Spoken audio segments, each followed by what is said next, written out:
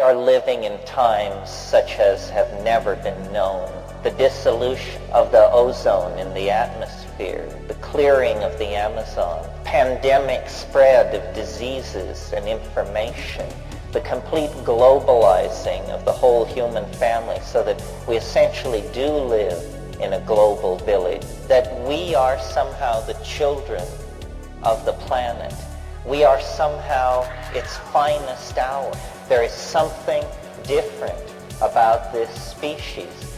The evolutionary biologists say we are omni-adaptive.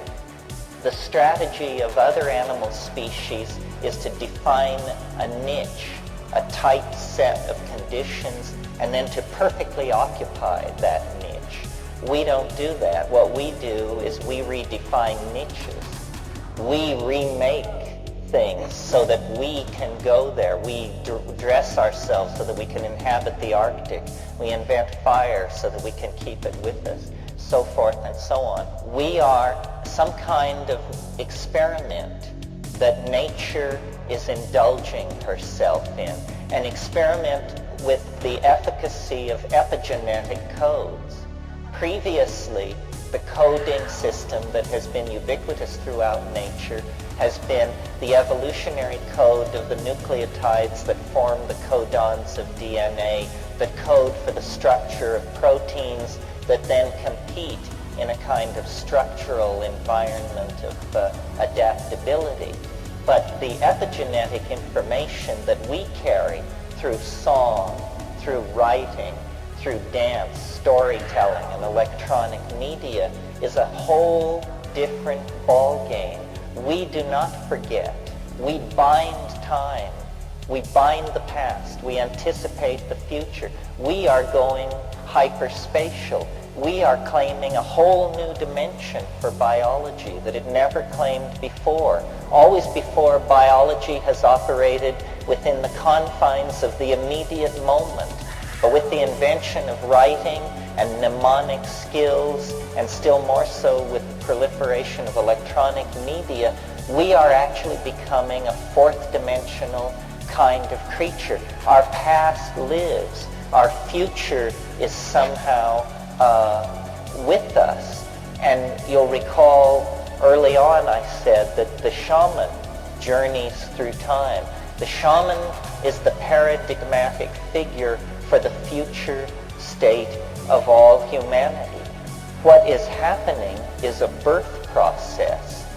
And in the same way that a fetus and its maternal matrix eventually must be parted, or else toxemia sets in and threatens the life of the mother and the infant, in that same way, we seem to have been groomed for metamorphosis into our own imaginations.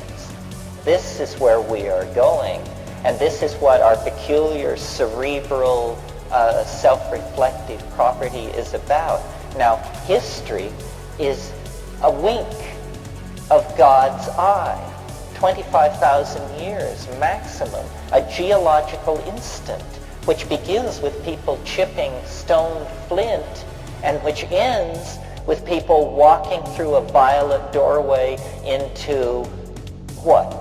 Galactic citizenship, a super civilization spread throughout space and time and through levels and continui that we can barely conceive of or imagine. Destiny is to live in the imagination, and I would like to think that 1,000 years from now, the planet will be empty of human life. That, you know, the forests will be creeping out into the grasslands, the animal populations will be stabilized, the sequestering of heavy metals will have been completed, and the planet, like a woman who has just given birth to an 11-pound baby, will just breathe an enormous sigh of relief.